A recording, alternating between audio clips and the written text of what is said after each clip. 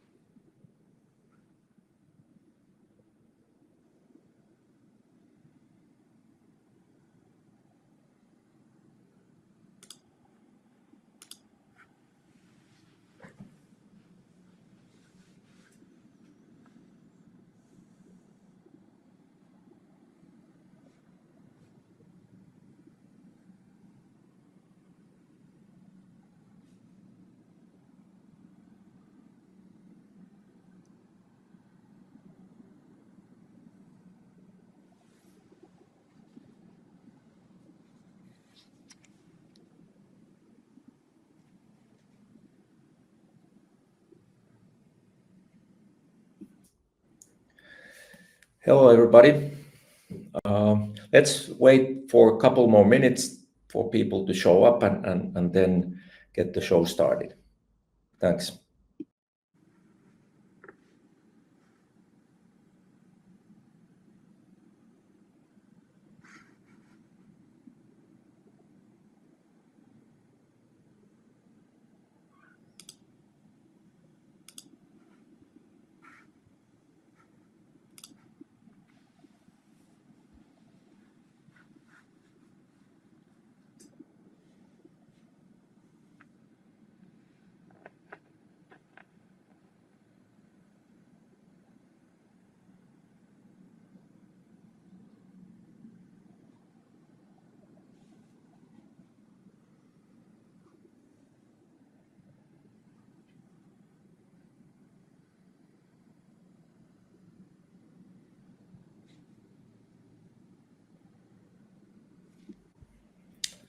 Okay, let's wait for one more minute and then we'll get started. Thanks.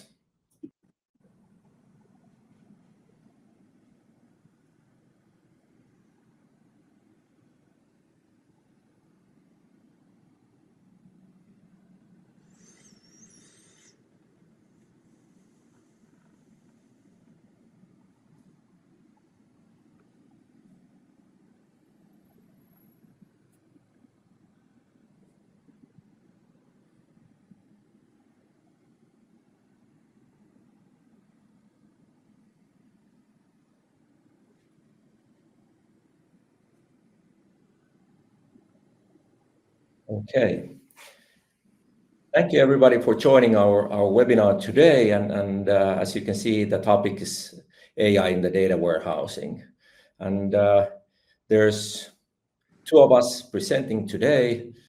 I'm Markus, I'm head of sales and marketing here in D#, and then there's our CEO, Tero-Matti Kinanen, who's going to do most of the talking today. So, and please don't hesitate to contact us. There's our emails and my mobile number there, but you can find also the contact information in the chat.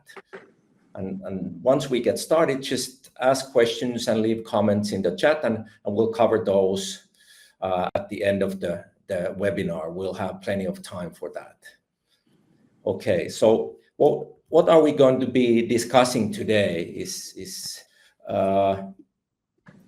about the AI reporting assistant, and how we approach it is that it's not a gimmick, but it's a natural next step for us, in a way that once we have the foundation solid, then we can take a step towards the AI-powered solutions that we are developing. It's in D#. We have been always solving things in relation to the pain points and how to get to reporting much more clear data and definitions, and how to tackle through the modeling and the foundations, the endless tickets, etc. And what we are looking into is of course, from the left-hand side towards the AI assistant, is that first we start with modeling and creating the structure. So business logic definitions, creating the metadata through conceptual modeling and creating the use cases based on the business language and business needs. And that way we can get reusable structures towards the automation. And the automation in our case is that it's all of the structures for the data platform are automatically created. There's no manual work needed at all. So it means that there's no also need to build the same pipelines all over again and again. And that way, if you need something else into the data platform, you go back, you do the modeling and iterate or recreate or start from scratch with your use cases. And this is the building block for the AI reporting assistant. So for the AI to work, there has to be very clear definitions and metadata and semantics and everything for it to give you the so-called right answers, or it's not actually so-called, but it's right answers. Instead of trying to run an LLM on top of your data lake, we provide all of the relevant information for the AI to actually work, which gets us to the fourth point here, the real impact. So what does it mean from the reporting perspectives point? It's about fast reporting, lower costs, fewer tickets, better decisions, etc. So the ad hoc reporting becomes a way of rather doing things than through the traditional ways of approaching reporting, that you send a ticket to the team and then you wait and it's a broken telephone before you get something to evaluate, is it correct or not. So you can iterate things in seconds or in minutes, and you can see the change and the results on the screen very fast. And this is actually the path that we're taking as a company, which means that we're extending the D# Studio to cover also the AI reporting assistant. Of course, what we're talking about today is rather prototyping, and before it's in the production, it will take some time, but you're going to be seeing today what's going to happen in the near future. And of course, we're focusing on the last two boxes there on the screen today. And Tero-Matti will take over from here, and hopefully you'll enjoy our show and participate in the discussions. Thank you very much. Thank you, Markus. So let's start.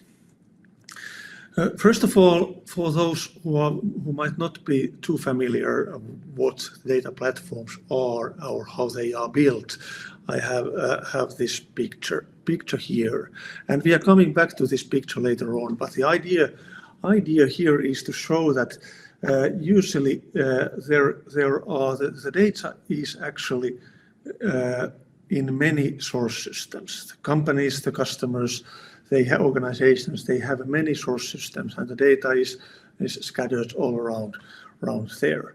And on the right side, there is some need for the data. So, for example, you might have a need for reporting or analytics or distribute the data to some other use. And to make that happen, you have to do something about the data that is on the left side in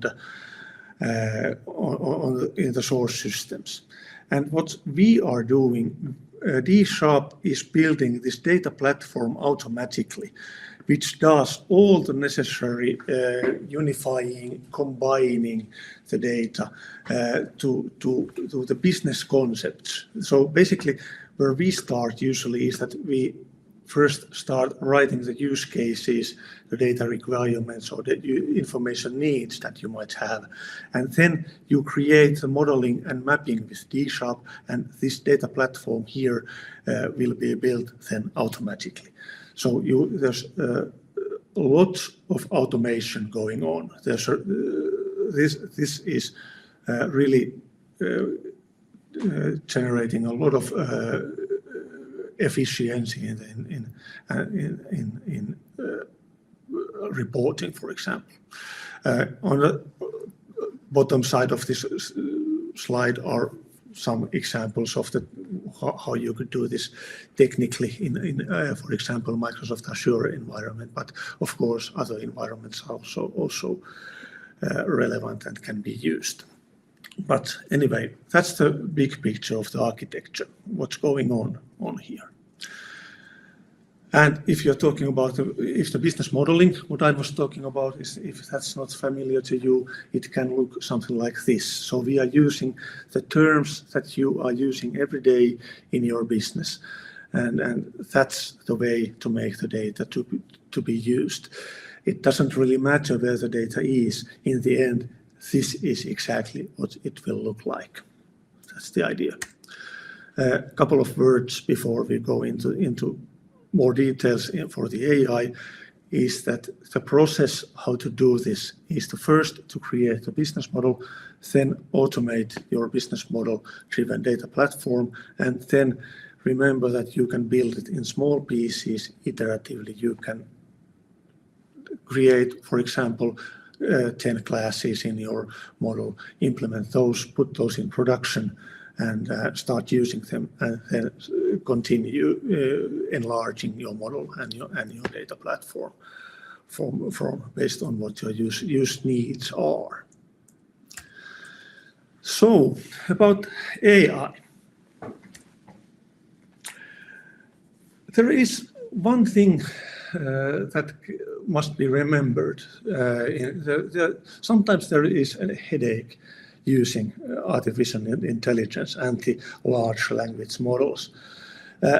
To be honest, this has been really great time to live, having this AI and these large language models around, because they have already changed the world.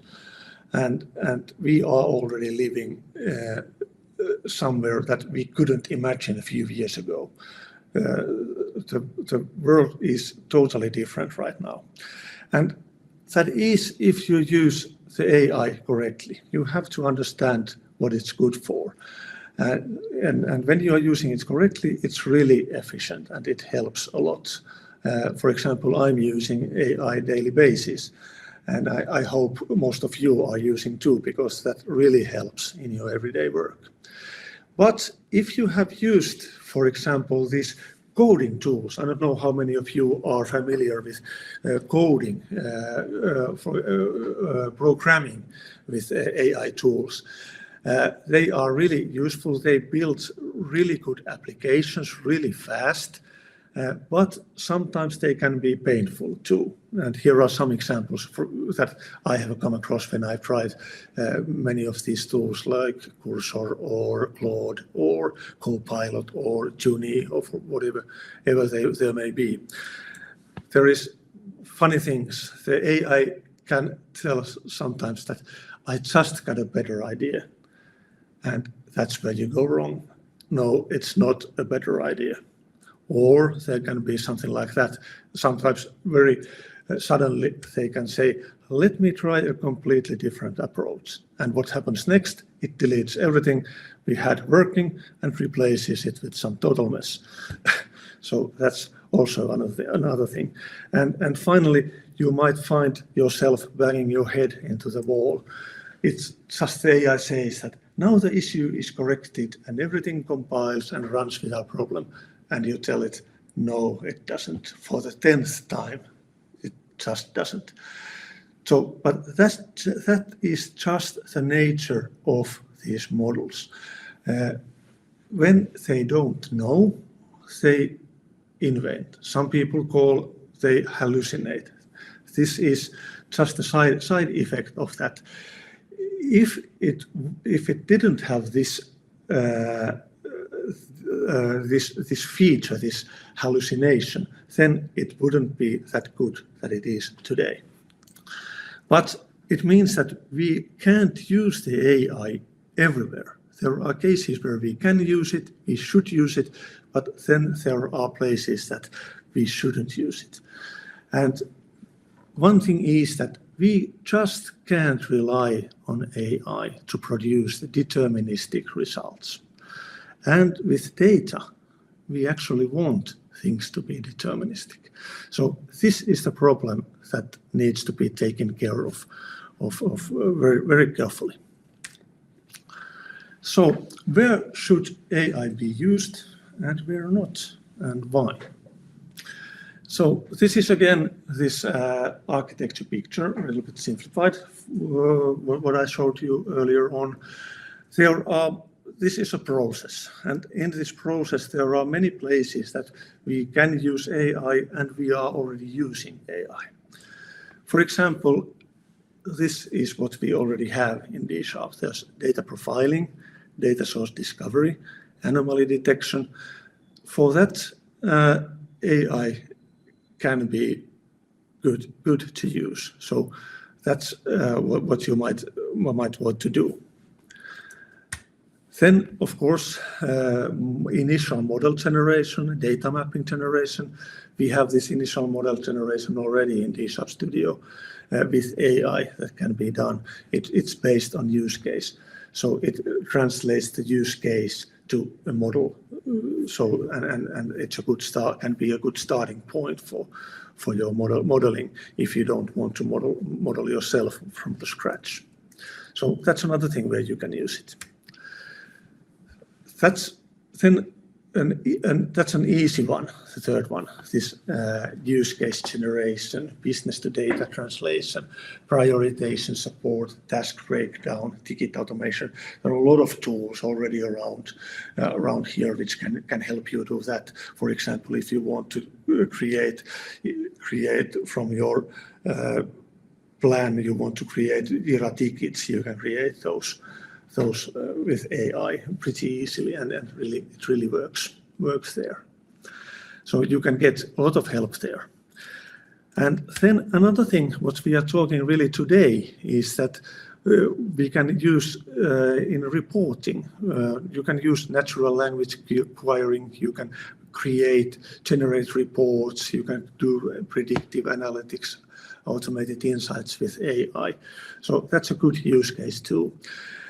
So, but there is one place where we think you shouldn't use AI, or you should be very careful, and that's the core, the data platform itself.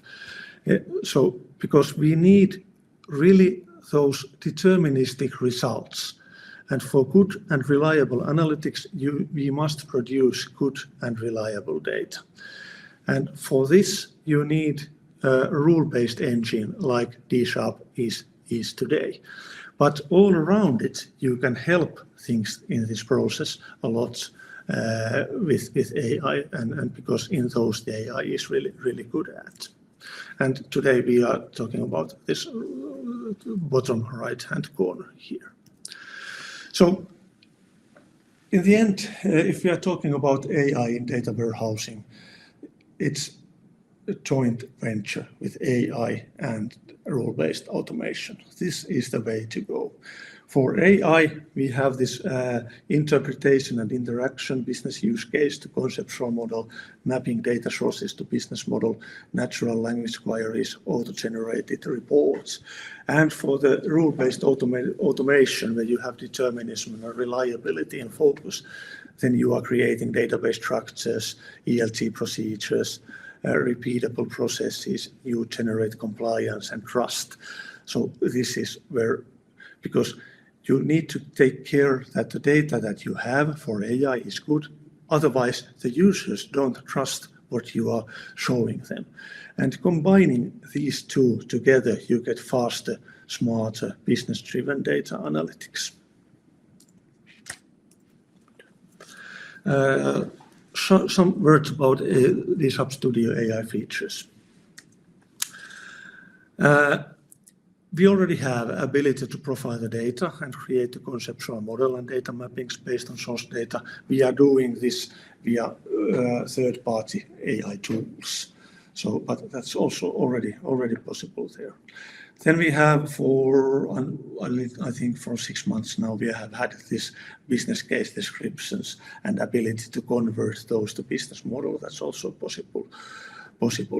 And next thing we are doing this AI assistant in data analyzing and report creation. And let's talk about what the AI assistant in D# Studio is. So we have this case here. It's a source data is Adventure Works database. And the data warehouse is actually built on that business model, and we are using AI assistant to build reports. And we are showing you today some prototype of this product, and we are showing live how the AI agents that are there, how they are communicating with each other. So you get the idea how this will work and what it will look like. If we talk about the architecture, what is the AI assistant configuration here? I will go this through because it's important. I think it might be a little bit technical today to go this, but it can be important for you to understand for what you can use it and how you can refine this AI assistant to work for you. So, first of all, on the left side, we have the user interface. And the user interface is using API gateway, and it's using report orchestrator. That's an AI agent, actually. These dark greens are AI agents here. The report orchestrator actually uses this prompt interpreter, another AI agent, and which actually uses LLM provider. So when you type something into this prompt, then it handles the prompt and sends a request to LLM provider, which can be anything that you choose. We are using now in this demo today, we are using OpenAI in Azure. But it can be OpenAI model directly, or if you want to use Gemini or DeepSeek or whatever. For example, you might have a locally run on-premise running AI LLM that you can use too. That's perfectly fine. Just configure that to use that whatever you want to use there. Then we get back the response from the LLM through this, and there's another agent here, query generator. And this query generator actually translates what this LLM tells. It translates this to SQL code, and it uses the metadata catalog API. So this will know everything about your data. So this actually, it knows what the D# model is.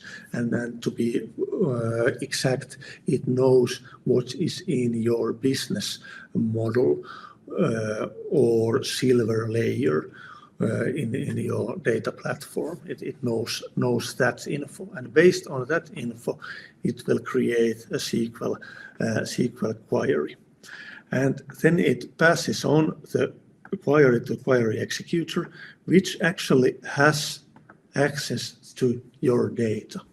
And this data platform is what I showed in earlier picture, what was in the middle there, and it actually can query the data and get the data back here, and then it will pass on the data to the report data builder API, and that will create a report model, and that will in the end it will send back the report to the user interface.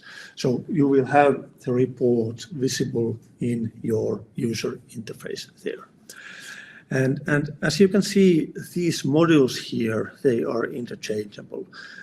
You can have your own modules there. You can have your own user interface if you want to build that. That's also possible.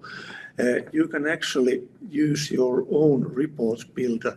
You can switch to another report building API. For example, if you don't want to use these reports that we are building here, you could switch that something that builds for Power BI or Tableau or whatever reporting tool you want to use, if it has this API capability, of course. But that's also possible. So that's the overall idea of what the assistant actually does here. And now we are taking a look at what the prototype user interface looks like. And due to some technical issues, we are not today showing how the prototype user interface works, but we are showing the user interface of that. What we are showing live is how the prompt engine, prompt API and SQL API, how they work together. That will be live for you to see today. But if you take a look at the screen, you might get some ideas how you can use this, and I will go through. So this is the prototype user interface. It looks really bad at the moment, and it will get a little bit of facelift before we go live with it. But the functionality is already in the app. So on the left side, you could see the data model. You can view the model there. Then there's a reporting AI. Then there's the actual assistant here, where you put your prompts, and then you have the report viewer. And if you are not happy with the report, you have the report designer also, so you can actually change what the report looks like. And when we go forward, here in the assistant view, you will see actually this prompt, and you might want to, for example, type give top 10 products sold last month. So that's the query you get. If you want to see how many products were sold, what was the total quantity there, you might type last, and in last month you might type something like this. And when you push the generate button here, then it passes on the query to the prompt handler, and that passes on into the large language model, which actually has the instructions there that to report back instructions for SQL generator. And what happens is that this is actually what the LLM produces. It produces the instructions for the SQL engine, and the SQL engine actually translates it to this fully functional SQL code. And that's using whatever you have in your data platform there. So this query is then later on run on the data platform for you to get the data. And another example, generate sales reports for those top-selling products. So it's a little bit different SQL that gets generated from there. So you might now get the idea. And all the prompts are, of course, saved here, and you can see the history, just like if you were using any LLM tool like ChatGPT or Copilot or whatever you usually use. So this works exactly the same way, but it generates SQL code, and in the end, it generates reports automatically. For example, something like this you might get in the end. Just to get the idea what it will look like. And in the report designer, you can of course edit this. There will be features whenever you are happy with this query. So and the report, you might want to say, please send me this report to my email every Monday, for example. And then you can refine your KPIs, what you want to see. When you're happy with that, you get a report automatically in your email, for example, if you want to use it that way. So that also will be possible. Also, of course, there will be possibilities to make this a permanent, for example, a permanent Power BI report for everyone else to see. Also, so you can publish it if you are using this Power BI APIs, then we can publish it as a permanent report, of course, to your platform for other people to see. And this is, of course, first versions, and we will be developing these further on. So you get the idea what this will be like. So we have time now, let's experiment with the AI agents a little bit. And we are doing this experimenting like now in the playground. And this actually shows you the playground actually is a little bit too technical in my opinion. But if you take a look and look here, you will see what happens behind the scenes when you type the prompt there. For example, this prompt engine here is exactly what is in our tool here. So I can type here, tell me what do you know about our data. And what it does here, it tells I have this sales order, customer, product. As you saw in the data model, it says that here, and it also gives you for some examples what it is there, and for you to get a better understanding how things are connected to each other, and what everything. Sales order is a record of customers' request to purchase products. Customer represents an individual or organization. A product is an item offered for sale. And by the way, if you are using D# correctly, then you will add these descriptions of these classes, like what the product is, and that everything you enter there as description will help the AI to understand your data better. So that's good to know. Everything of that the LLM will use there. And now I can start typing. For example, give me a sales report from last year by customers and products. And now it starts communicating with the other agent. So first of all, it typed here what's going on.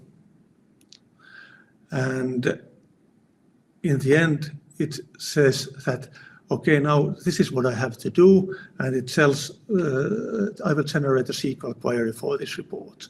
And if we go to look back on the back side, what happened there, this is what happened. It called the other agent, this connected agent, and it tells here what the SQL code is. And that looks correct to me. Let's see all there. Yeah. So this is actually how it works. So this query is now ready for the next phase, the SQL query engine to run on top of the database, and you are getting the data, and then the report generator will create the data. And you can type, of course, more and more to that. You can type just the simple things. Give me products and their categories. And for this easy thing, you get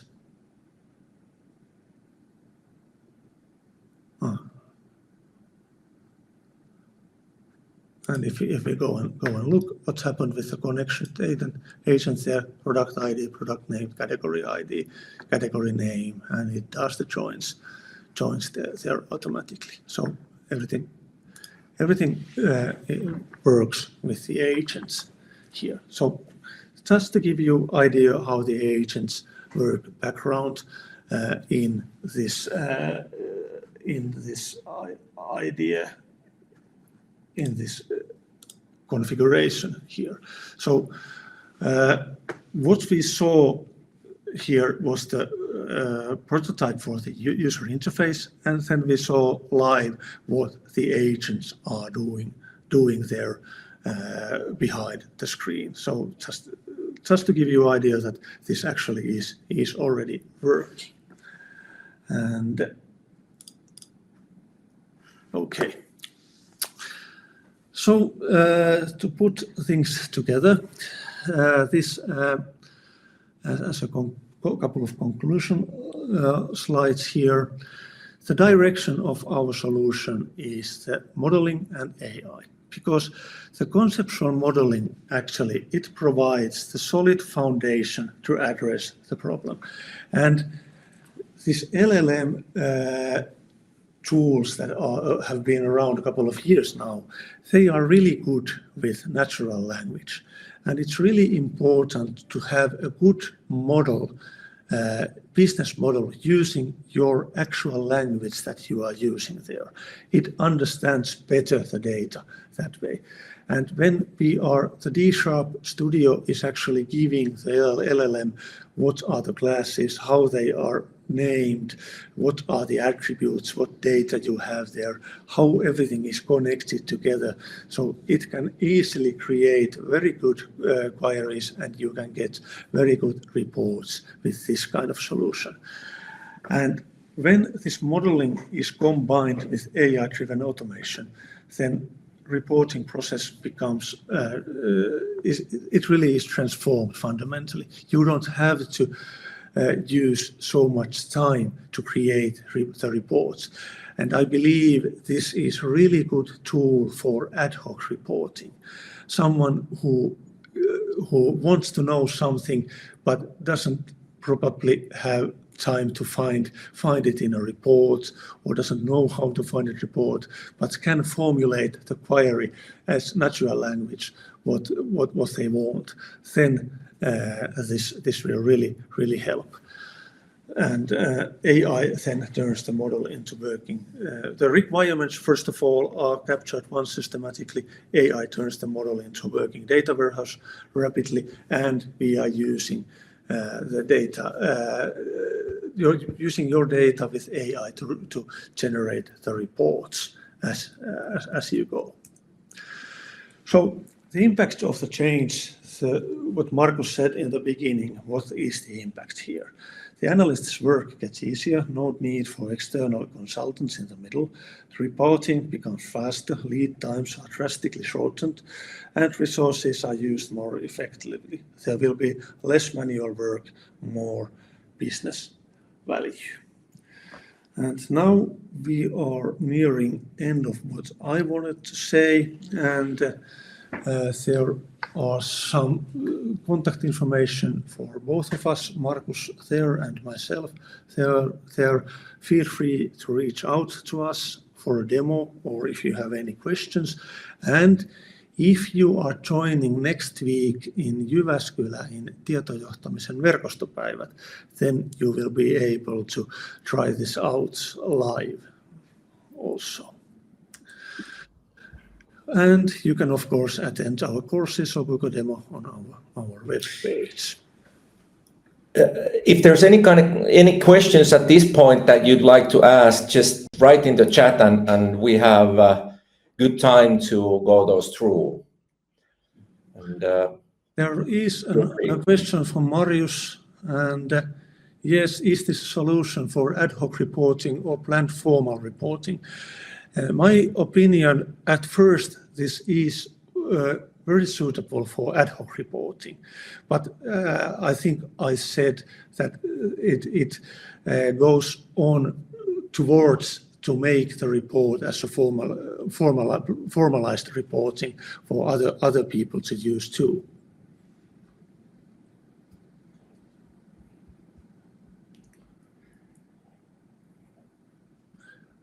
Any other questions at this point?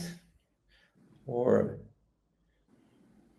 are we at the end of our webinar?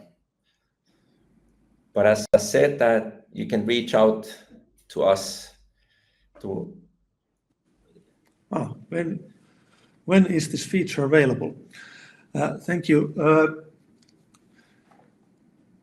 The planned release is with 5.3 at the end of this year, November, December. Yes.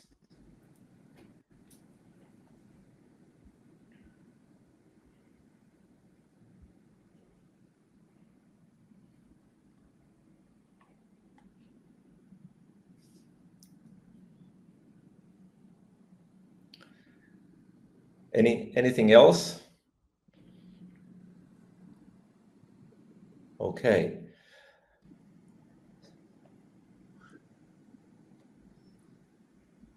Yeah, interesting to see the other AI features. Yeah. We can arrange a demo for that.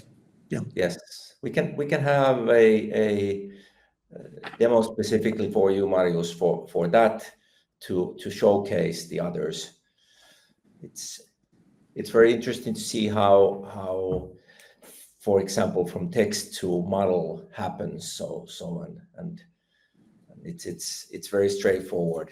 Of course, it's mainly for experienced modelers as a good start, but it's very fast in getting started. But we'll contact you, Marius, about the demo afterwards and set that up. Yeah, and if anyone else wants to have a demo, just book a demo from us. Yeah. Yes. Okay.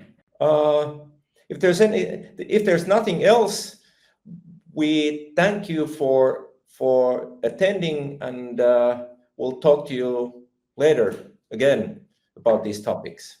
Thank you very much. Okay. Bye-bye. Thanks.